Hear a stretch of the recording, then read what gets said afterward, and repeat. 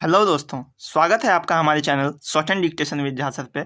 आज हम अपने फ्री इंग्लिश स्टेनो का सेकंड क्लास लेने जा रहे हैं, जिसमें कि हम बताने वाले हैं how to join two strokes. दो स्ट्रोक्स को एक साथ कैसे ज्वाइन किया जाता है। हमने हर एक स्ट्रोक को लिखना तो सीख लिया, अब उसे ज्वाइन कैसे किया जाता है ये सीखना है। सबसे पहले जैसे कि हमें लिखना है टी और एम। हमें पता है कि टी का स्ट्रोक लाइट होता है, इसलिए हम टी को लिखते हैं। ये हो गया आपका टी और ये हो गया आपका एम।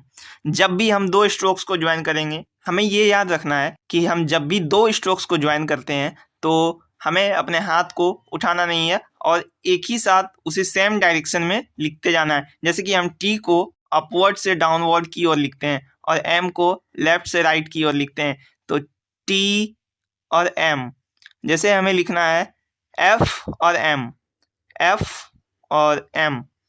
आपको पता है कि हम एफ को लाइट स्ट्रोक से लिखते हैं, तो इसके लिए हम सबसे पहले एफ को अपवर्ड से डाउनवर्ड की ओर और इसके साथ एम, एफ अपवर्ड से डाउनवर्ड और एम को लेफ्ट से राइट। ये हो गया आपका एफ एम। जैसे हमें लिखना है टी एम एन,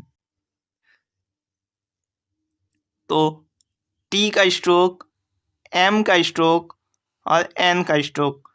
टी को अप टू डाउन, एम को लेफ्ट टू राइट और एन को लेफ्ट टू राइट। तो इसी तरह हम लिखेंगे टी एम एन। उसी तरह जैसे हमें लिखना है पी जे डी, पी जे डी,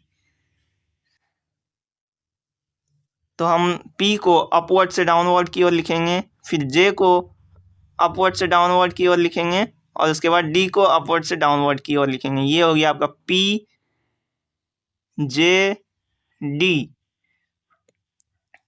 P J D।